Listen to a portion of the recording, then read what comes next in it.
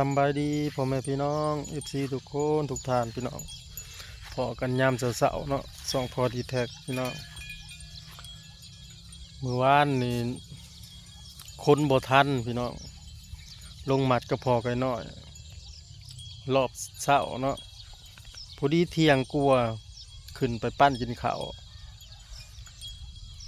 าวแล้วว่าสิลงมาคนว่าสิเอารถลงมาคนฝนมาบักแห้งหนึ่งพี่น้องเมื่อวานนี่คนบ่ทันตอนมัดนะแห้งอยู่เพราะว่ามัน2 คนเนาะใครเป็น3 คนเมื่อวานนี่ก็ผู้หนึ่งเป็นผู้เอารถไถลงมาแล้วก็คนขึ้นกับชีวิตผู้ที่เปียกเบิด3 รถเมื่อวาน3 รถไถคันแม่นตกอีกมื้อนี้ก็มื้ออื่นเนี่ยออกเงาะเพราะว่ามันเปิดบ่ได้เด้อยู่ในลานเนาะพี่น้องเอางัวลงทงแล้วมันเอาลงกินแต่เช้าพี่น้องบอนเฮากู้เขาขึ้นกินแต่เช้าช่วยจังหน่อยเฮาก็มามัดเขาแล้วนี่ยังอีกจักแถวผมก็แล้วไป2 แถวเนาะแถวสายไฟนี่แถวเหนือลงมานี่ยัง1 2ยัง3 แถวคือสิแล้วอยู่มื้อนี้พี่น้องเพราะว่ามีผมมามัดซอย2 คนได้คนงานนะ2 คนบ่าวที่แล้วก็บ่าวแสงเพิ่นว่าสิมามัดซอยว่ามื้อนี้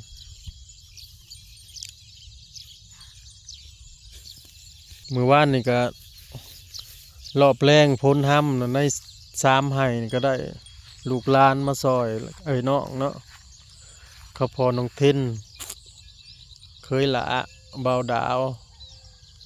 กับน้องอ้วนน้องโน่พุดีได้รถ1เปียกเป็ดกระยามันเอาขึ้นไปไว้ไม่แต่ห่วงเขาก็เลยอุ้ยสวยอยู่ห่วงงามจังซันเลยซันลงมาแต่เด็กคักเนาะโอ้บรรยากาศยามเช้าเนาะพี่น้องมื้อนั้นยังมันสุ่มมันเปียกอะไรได้ถ้าเห็นแสงแดดเนี่ยจังหน่อยมันก็สิมังอยู่ทั้งเทิงครับเฮามันเท่ากับปีนตั้งหัวไว้เนาะ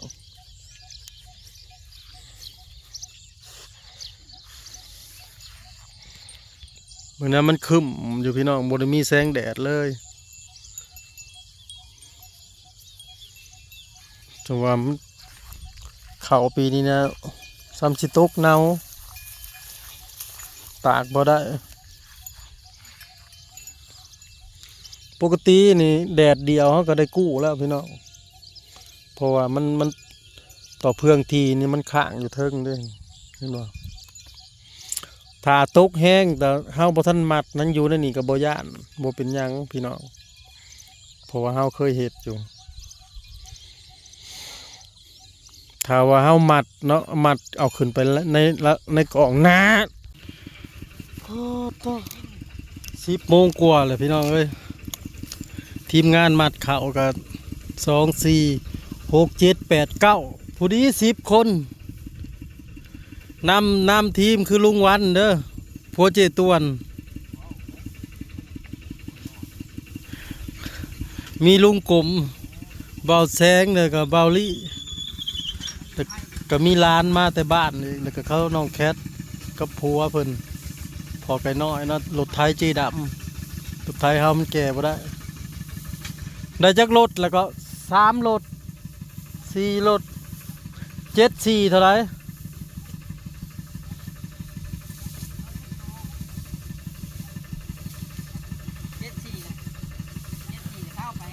เฮ้ยเขาก็ได้สัก8 สอบหน่อยขึ้นหน่อยแท้รถละ7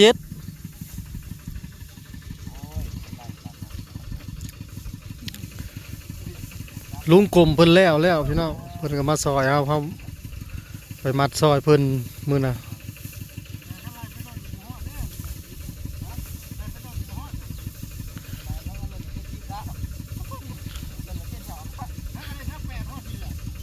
ว่ามันได้จักรถแล้วเดี๋ยวนี้ เอาขึ้นบ่ว่านี่ได้ขนาด ขึ้นว่านี่3เป็น6 7รถของก็ได้7รถ4บาทนี่7เท่าไหร่56ว้ายว่าอยากได้ลายเนาะ ธรรมดามันขี้มันก็ต้องขี้เนาะมันสูดเจ็ดจะหายพกแล้วมาปีอาจริงๆก็54แล้วอยากได้ลายจังได๋จัง 49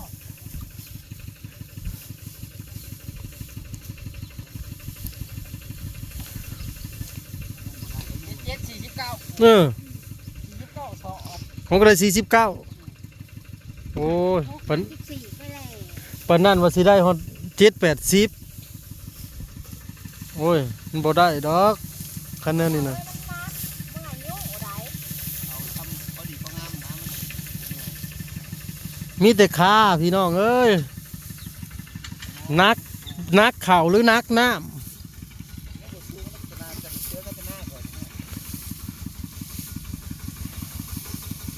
สู่ลุงกลมบ่ได้เข่านะโอ้ได้หลายอะลียังอีกสอบหนึ่งบ่สิฮอด200นะเออ แล้วก็ต้องออกสวย นานเบิ่งแน่พี่ลึกก็ลีรอพี่น้องแถมบ่ได้จ้างหยังนะ จ้างก็พอ ดำก็บ่ได้จ้างแบบเกี่ยวก็บ่ได้จ้างเก่งขนาดกันนี่โอ้ย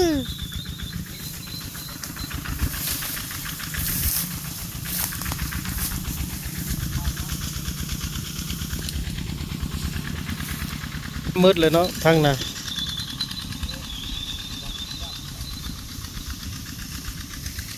ยังจักให้นี่1 พวกปั่นเขา 2 3ว่ายัง10ปลายผู้ใด ในบ้านใหญ่แล้ว เขาพักกินข้าวบ่แน่ข้าอีกแล้ว เล็กจะได้คือจะไปน้ำเนาะ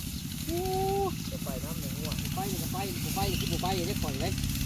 ตึกเรียบร้อยขึ้น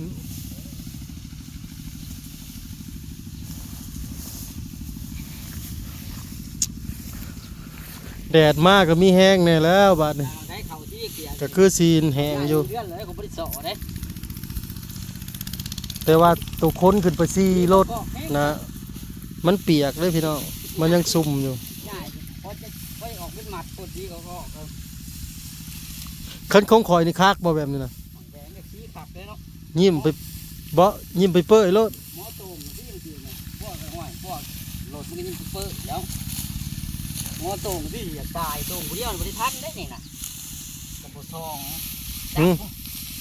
ก็ไว้บ่ดึงออกไปแหลนมาเอาไปเลย สมมุติมันแห้งเลยเนาะคันมันแห้งแห้งไว้บ่ รถ ออกไปแหลนมาดึงกระสอบ รถปั่นได้ โอ้ยมึงว่าน้องคอยดูบนโต๊ะกันเขา บ่ย่านอีกบ่ได้เลยไปข้าวน่ะที่ข้าวไว้จ้วยเลยบ่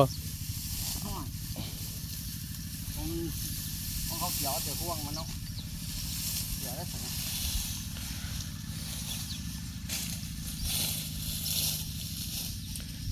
สิต้มปลานิ่นสู้กินได้มื้อนี้ต้มสมบ่มักจ้ำคอยให้แม่บักแท็กต้มสมแบบเขาเฮ็ดแบบสมหัวปลาเด้คักอยู่ดอกเออ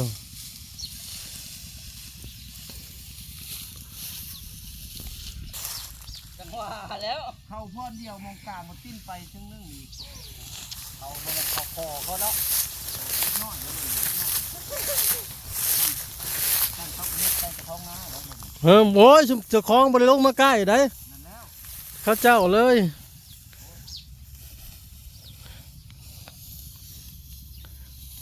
ครับแล้วคะแนนนะ ทีมงานมัดนี่6 คนคนน่ะ4 5มันเป็น9เฮ็ดกินซองเจดำกับเจซ้ายเพิ่น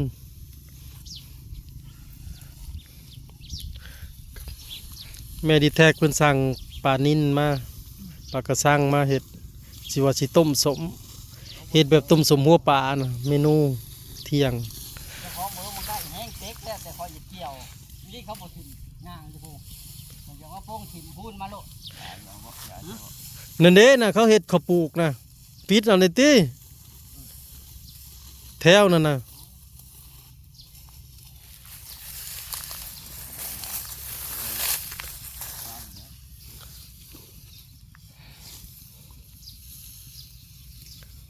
ว่าเนี่ยคนเต็มให้หน้ามันคือบ่เห็นก็ได้เนี่ย เขาเจ้ามัดเขา เรื่องมาเขาเนาะ อืม เขาเจ้าก็เกี่ยวแล้วเขาเจ้าน่ะ แล้วเลยเด้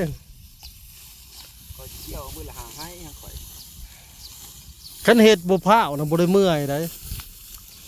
เอาอย่างนี้สบายนะข่อยนี่แล้วข่อยเอางัวมาปลูกแล้วก็ไผ่ ปลูกแล้ว เอาเที่ยงนะ ยังได้งัวข่อยไปกินอยู่เช้านี่แล้วจงแล่นไปพุ่น ให้ก็มาส่งน้ำโอ้ย เฮ้อ ให้ก็มาส่ง หมดเลยได้น้ำน่ะบ่ได้มีเด้ ไปซื้อ3-4เที่ยใส่น้ำที่นี่มาส่งบ่ต้องมาส่ง เอาไปทีละอันนี้นะ โอ้ยบ่แม่นแถวนี้บ่แม่นถือคิ้วพวกแดงบ่จ้าแดงใส่เอ้าแดง